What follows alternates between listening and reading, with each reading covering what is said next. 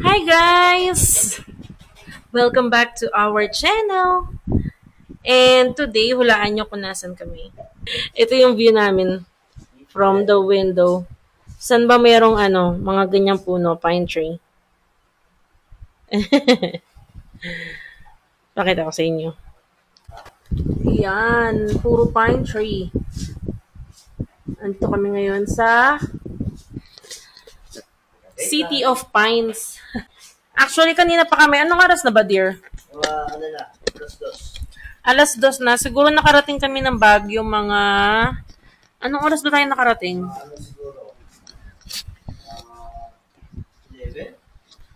Mga 11:30, ganon. 11:30 kami nakarating dito sa Baguio. Pero, dahil sobrang ang dami naming dala, hindi kami makapag-vlog. Ang dami naming bit-bit eh. Si Zik na lang yung walang dala eh. Ang dami namin dala. Siyempre, pag may mga dala kayong baby, ang dami talagang dalang gamit. Kaya hindi kami makahawak ng camera. Pero so far, ayan, tinan nyo, ginugulo kayo ng anak ko. Kumain kami. Baby! Pero so far, kumain pa lang naman kami. Doon kami... Kasi ang gulo ng anak ko. Dito tayo dali. Come here. Come here. Dito. Hindi niya alam kung nasa na yung camera eh. Come here. Kasi, ba tawag dito? Nag-commute lang kami. Kasi nga, syempre, gusto rin namin na, na matulog si Jam at magpahinga. Kasi pag nag-rent kami ng car, mapapagod si Jam nakaka-drive. At least, pag kami, commute, nag-bus, makakatulog siya ng ilang oras. Ang gulo ng anak ko eh. Maya na lang tayo magkwentuhan.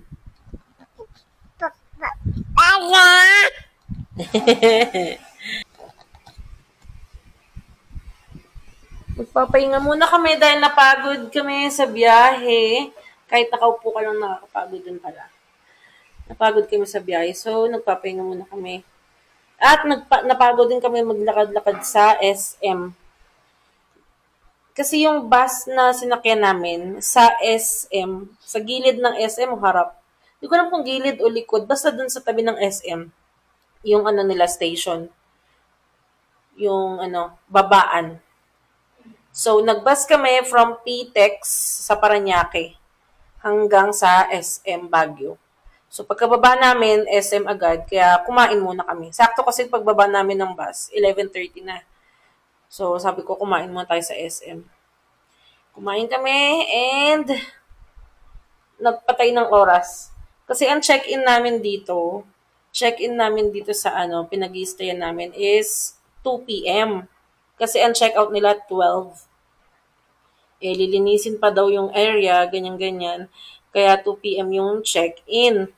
So, habang naghihintay kami, nag-ikot-ikot muna kami dun sa sa SM. SM Baguio.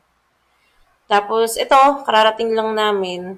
Si baby, antok na siya kanina pa, sa SM pa lang.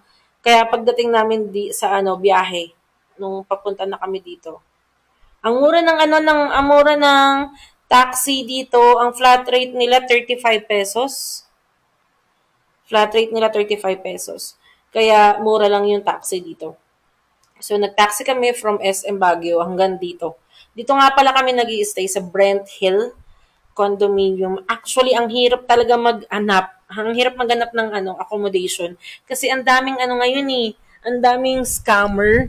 Yung mga maniningil ng down payment sa Facebook, tapos bigla kong ibablock, o kaya pagpunta mo dun sa accommodation mo, wala palang naka-reserve para sa'yo, yung ganun. Buti na lang, nung nasa kami noon, nasa Marcos Highway na kami, tsaka lang ako naganap ng kausap sa Facebook, at nakakita ako ng legit. Hindi siya nag-ask ng down payment, pinapunta lang niya kami dito. So, pagpunta namin dito, legit nga talaga siya. So, yun, dito na kami nagstay. Kinuha namin yung number nung baby. May sinasabi si mama. Kinuha namin yung number nung manager ng nagbabantay nitong unit. So, andun muna si, si baby kay Jam. Ayun silang dalawa. Kasi nagwawala siya. Yun nga, lalagay ko yung number niya sa description below. Kung gusto nyo staycation sa Baguio. Legit talaga sila. As in, nandito kami, talagang proof kami na, legit sila. So, quick tour tayo para makita nyo kung ano yung tsura nito. So, yan yung pintuan. Ito yung CR. Sa kaliwa. So, pagpasok mo sa CR.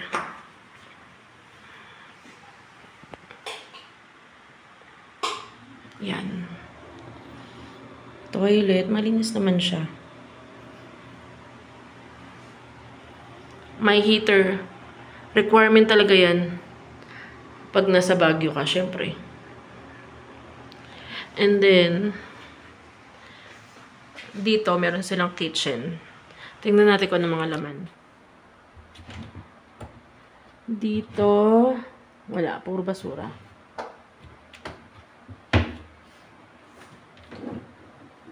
Ayan, mga nila. Pangluto, baso, mga cookware. Then, meron sila dyang kettle.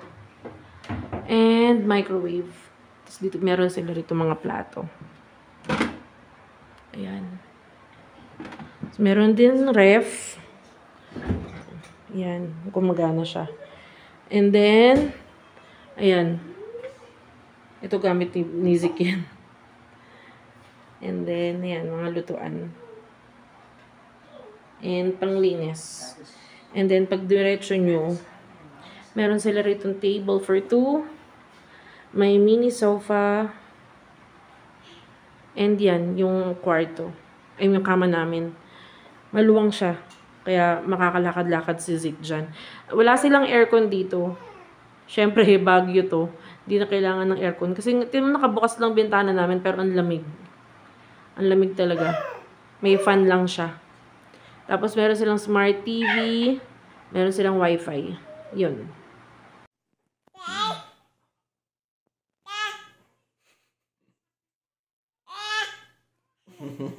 Sabay tawa. Kagigising lang namin, guys. 5:00 na. Ngayon, lalabas kami. Hindi kasi kami pwedeng di lumabas dahil wala kaming rito kahit ano. Walang pagkain. Inumin. Wala talaga. Kaya lalabas muna kami. Punta kami Burnham Park. Doon yung mga bilihan. Diba? Tara na.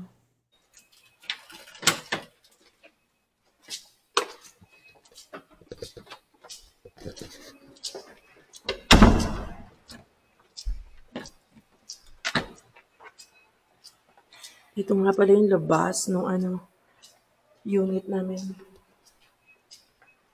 Nasa lower ground 2 kami.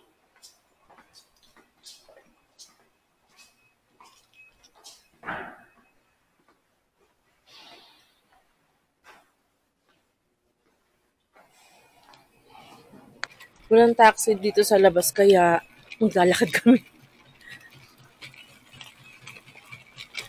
Dada. Ang baby namin. 10 minutes walk.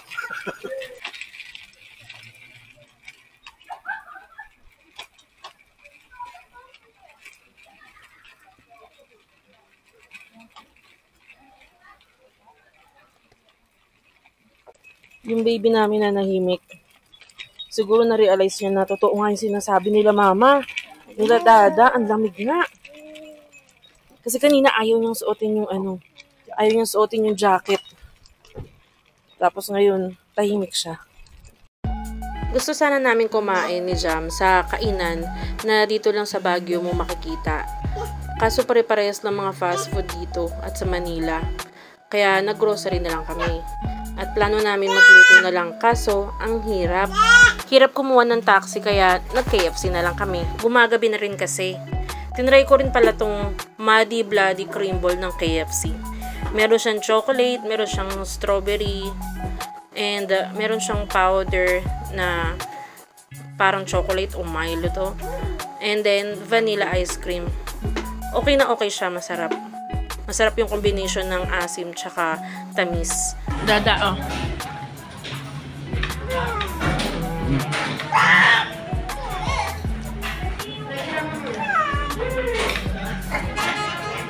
Baby. Baby naman, oh.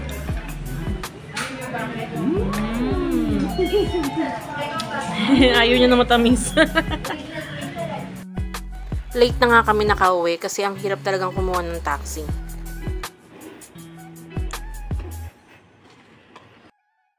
And nakabalik na nga kami guys dito sa unit. Ang hirap dito sa Baguio maghanap ng sasakyan. Sobra. Ang hirap maghanap ng ng taxi, ang daming tao. So yun, so pumunta kami sa sa grocery. Tapos actually maaga pa yun, no?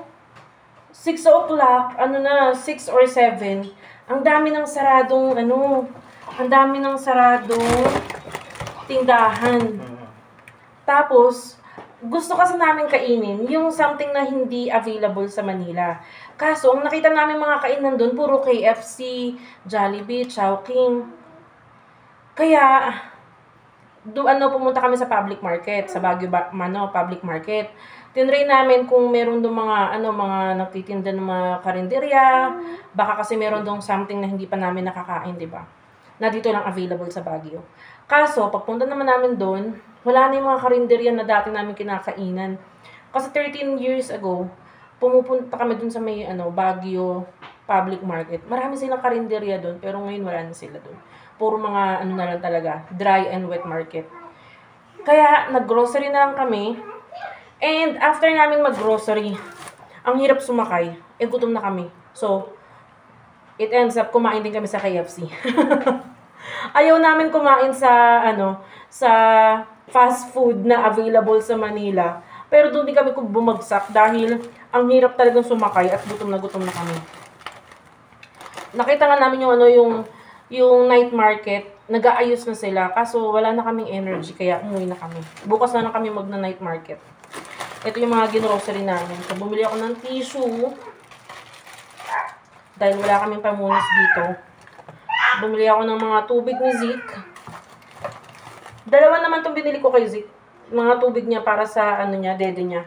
Kasi mixed feeding si Zeke. Bumili rin ako ng mineral water namin ni Jam. Tapos bumili ako bumili kami ng lengua de gato. Gustong-gusto ni Zeke. Ayaw nga niyang bitawan yung lalagyanan. Ito yung 3 for 100. So, bumili ako ng lengua de gato. Tapos ito, ano to dear? Kamote chips. Kamote chips. Tapos, itong isa, peanut brittle. So, parang snacks lang namin dito. And bumili rin ako ng ube jam. Alam mo dati, sa public market, laging yung Good Shepherd ang tinitinda nila. Ngayon, ang daming Enrico's. Enrico's na brand ng ube. Tsaka yung mga pasalubong na Enrico's. Itong parang nag-iisa lang siya dun. Ang mahal nga 400 yung bili ko sa ganito. Pero nag-iisa na lang kasi siya kaya binili ko na. Tapos bumili ako ng mga inuming mainit. Ito yung inom namin na hot choco. Masarap to guys. Try nyo. Energen Pandesalmate. Masarap siyang hot choco. Tsaka mura pa. And then, bumili kami ng vegan longganisa. Pang breakfast bukas. Mga noodles. Dahil alam nyo na, malamig. Masarap dito, may sabaw. And then, bigas. Ito yung kaya kinukuha namin yung mga staycation na pwede magluto. Para nakakapagsaing kami, nakakapagluto kami. Ayan. Corned beef, beef loaf, para sa umagahan. Binilang ko rin si Jam ng soft drinks. Yan, Royal, tsaka Mountain Dew. In case na mag-crave siya sa soft drinks. And, yung needle style na soup ni baby. Kasi mahirap mahirap maghanap ng pagkain ng bata. So, ito, para safe, may pagkain siya. Hi, cutie patootie! Ang cute mo naman dyan. Ayan, nag-iikot-ikot siya dyan. Kanina siya na yung umihila sa akin. Ayan, ganyan, no. Siya na yung umihila sa'yo. Kaya na niya maglakad kasi nahihila ka na nga niya. Kaso, wala pa siyang tiwala sa sarili niya. Kaya gusto niya may hawak. Medyo pa siya. Tignan mo siya ngayon ng hila, oh. O, saan kayo pupunta? Lalabas na naman kayo? Anak, gabi na. Kakauwi lang natin, baby. Halika. Ang hirap-hirap sumakay, anak. Ayoko nang lumabas. Doon na, dali. Nood na tayo ng Mataya din. Batang Quiapo.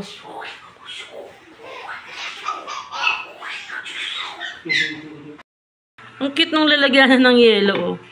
Ang liit-liit. Cutie patootie. Lagyan natin siya para madaling lumamig. Bababa ko yan pag matigas na. Pag malamig na pala. Max, naka-minimum siya. Ano ba dapat? Medium. Ayan, naka-medium na siya. Itong langganisa, bukas breakfast. Tsaka. Maaga rin kami matutulog ngayon kasi bukas plano namin mag-ikot-ikot. Plano namin talaga maaga kasi one day lang talaga yung nilaan namin para sa pag-iikot-ikot dito. So para mas marami kami mapuntahan, kailangan maaga kaming umalis. So maaga kami matutulog. Good night for now.